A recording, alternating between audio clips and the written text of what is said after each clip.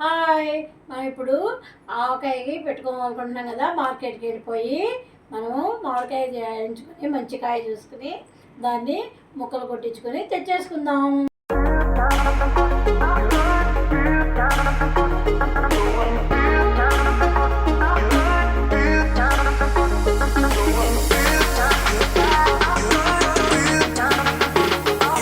ఇప్పుడు మనం మామిడికాయలు ఇదే ఇలా ముక్కలు కొట్టించుకుని వచ్చేసాము.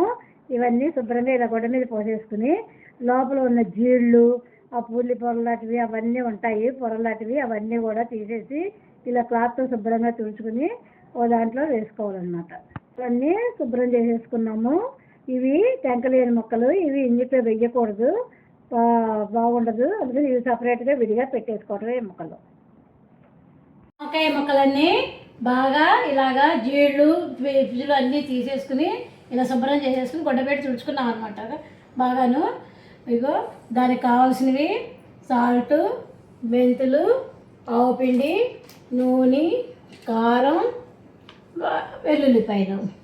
కాకపోతే వెల్లుల్లిపాయలు కావాల్సినంతవరకే సగం తీసుకుని కలుపుకోవడం కోసం ఇది పసుపు ఇవన్నీ వేసుకుని ఇప్పుడు మనం కలుపుకోవటమేనా. ఇదిగో ఆవుపిండి, ఉప్పు, కారం, మెంతులు అన్నీ వేసుకుని ఇలా కలుపుకుంటున్నాను అనమాట.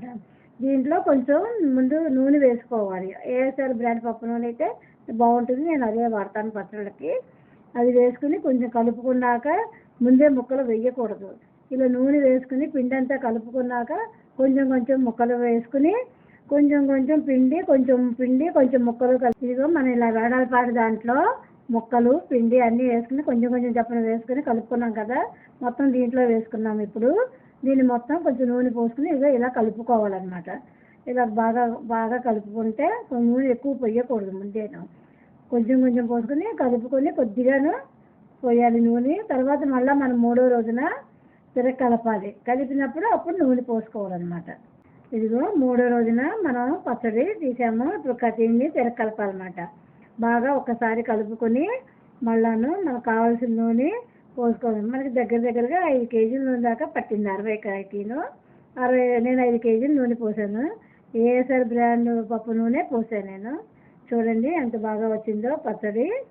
బాగాను ఇదో ఇలా కలుపుకోవాలి. ఇదంతా కూడా ఇలా కలుపుకోవాలి. చూసారు కదా, పచ్చడి కలిపేసుకున్నాం కదా. సగం పచ్చడి పక్కన పెట్టేసుకుని సగం పచ్చడిలో ఇలా వెల్లుల్లిపాయలు కలుపుకొని శుభ్రంగా అవి ఎండలో పెట్టుకుని బాగు చేసుకోవాలి. పొట్టు అన్నీ తీసేసుకుని ఇలా కలిపేసుకుని మళ్ళీ సపరేట్గా వేరే దాంట్లో పెట్టుకోవాలన్నమాట. నేను 60 కాయ పెట్టాను. 60 కాయకి 3 కేజీలు సాల్ట్, 3 కేజీలు కారము, 3 కేజీలు ఆవుపిండి పోసాను నేను. 5-6 కేజీలు ఆయిల్ పట్టింది. 20 కేజీలు ఆవకాయ పెట్టుకోవాలంటే 1 కేజీ ఉప్పు, కేజీ కారం, కేజీ ఆవపిండి పెట్టుకోవటమేను. 2 లీటర్లు ఆయిల్ పడుతుంది. ఇదేనండి మా ఇంటి ఆవకాయ పచ్చడి. బాయ్.